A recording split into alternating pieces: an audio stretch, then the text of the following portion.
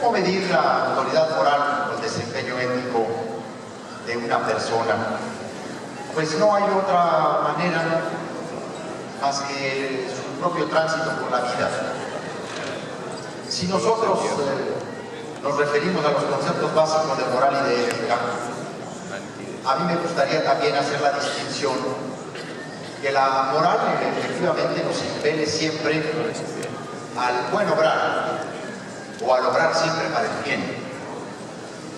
Y si nos referimos a la ética, habría que retomar aquel enorme tratado del político y el científico de Max Weber, donde distinguió la ética de la convicción y la ética de la responsabilidad.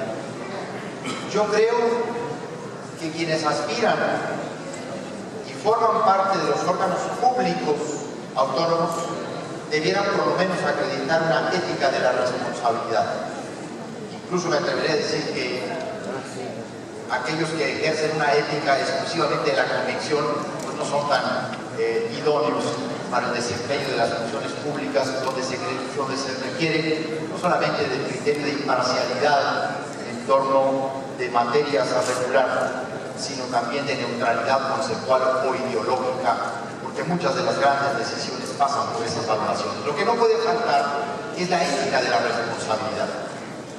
Y esa ética, lo único en donde está es en nuestra propia vida, en nuestro tránsito. La congruencia entre el decir y el hacer. La congruencia entre lo que uno ha postulado hace 10 años, 20 años, 5 años o 2 años. Este tránsito en el que incluso uno puede pensar igual cuando era gobierno como cuando es oposición, o como cuando era oposición y ahora se es gobierno. Y eso se acredita en el capítulo denominado currículum, experiencia, desempeño de los cargos públicos. ¿Cómo ha resuelto esa persona? ¿Cómo se ha manifestado sobre tal o cual interés? Y ahí es una revisión de la trayectoria de las personas. Hay quienes sugieren incluso una investigación desde el punto de vista de inteligencia política o casi militar, para identificar vínculos o nexos. Y hay en varias disposiciones legales prohibiciones específicas como mandatos de no tener relación con actores informales, etcétera, ilícitos, etcétera. Que la solvencia moral se acredita con el actuar de las propias personas en términos de su desempeño profesional y público anterior. Y eso es lo que se tiene que ponderar con sus conocimientos y con los requisitos constitucionales, si se requiere o no de título, de qué tipo de experiencia, qué tanto tiempo de experiencia, etcétera, etcétera. Y regreso. Creo que uno de los mayores conceptos en términos de la ética de la responsabilidad pues es el concepto que de sí mismo tenemos cada uno de nosotros, los que libramos las batallas en el interés público o en el servicio público. Y ahí es donde no hay que hacernos de la vista gorda, no hay que hacernos tontos a nosotros mismos.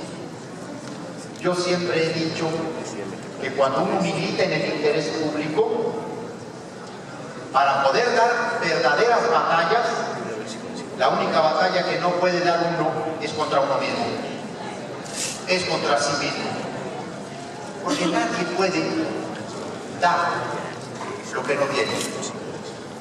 Si no tiene uno interesa, integridad, congruencia, respeto por uno mismo, tampoco lo podrá uno exigir de los demás o hacerlo exigible a los demás. Yo sí creo que los organismos públicos necesitan de mayores recursos, pero también de mayores atribuciones. Yo sí creo que hay una necesidad de clarificar específicamente en la Constitución, pues a lo mejor un capítulo no, pero sí un articulado más estructurado, más sistemático, que lleve los distintos casos, los distintos tipos de competencia y atribuciones muy específicas competencias explícitas, cada vez mayor. Casi todos nuestros órganos públicos autónomos empezaron como órganos desconcentrados, luego adquirieron la categoría de descentralizado y luego su propio ejercicio, su propia credibilidad les otorgó la autonomía constitucional. Es un tránsito con el que acreditan los propios órganos públicos su mayor independencia.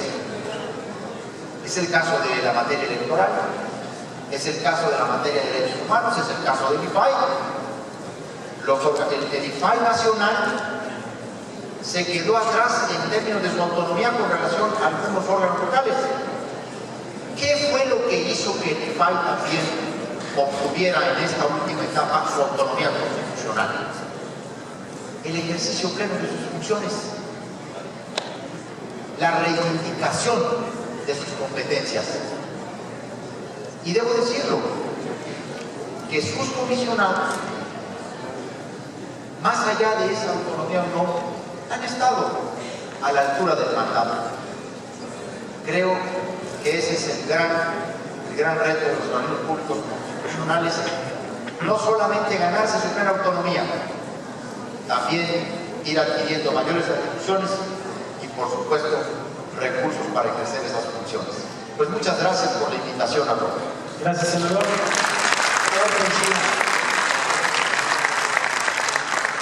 Sé que estamos al límite.